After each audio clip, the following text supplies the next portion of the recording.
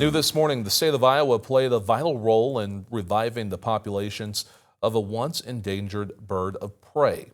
Rebecca Vaughn is bringing us the story of the Peregrine Falcon. These baby peregrine falcons were found as eggs in downtown Cedar Rapids last spring. Their rescuers with the Iowa Raptor Project never thought they'd actually hatch, but miraculously, two did.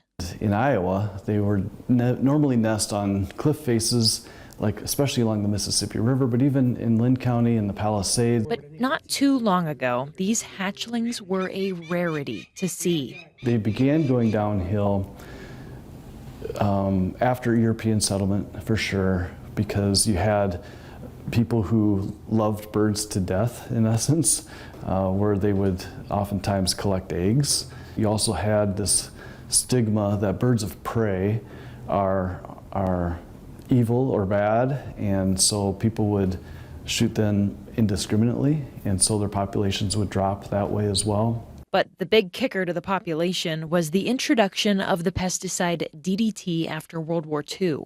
When it gets into the system of these birds, it would kill insects. Songbirds would eat the insects, and then peregrines would eat songbirds, and so it would collect in them, and it blocked the ability for peregrines to deposit calcium in their eggs. So they'd lay these eggs that were not hard, and so they wouldn't hatch.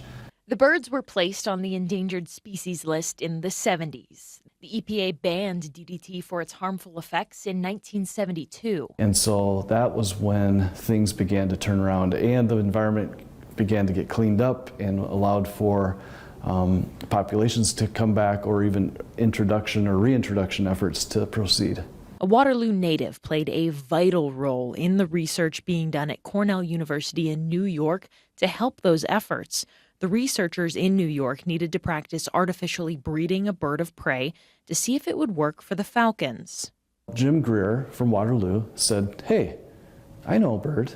And he remembered that in 1964, there was an orphaned red-tailed hawk that they had given to a young kid, basically, in Waterloo who liked to fix birds, rehab birds. His name was Joe Price. Price was asked to send his hawk to Cornell. In this letter, he says, "The artificial insemination procedure may be very important when trying to breed rare species like peregrine falcons, since one male could inseminate several females." He did, and the test worked.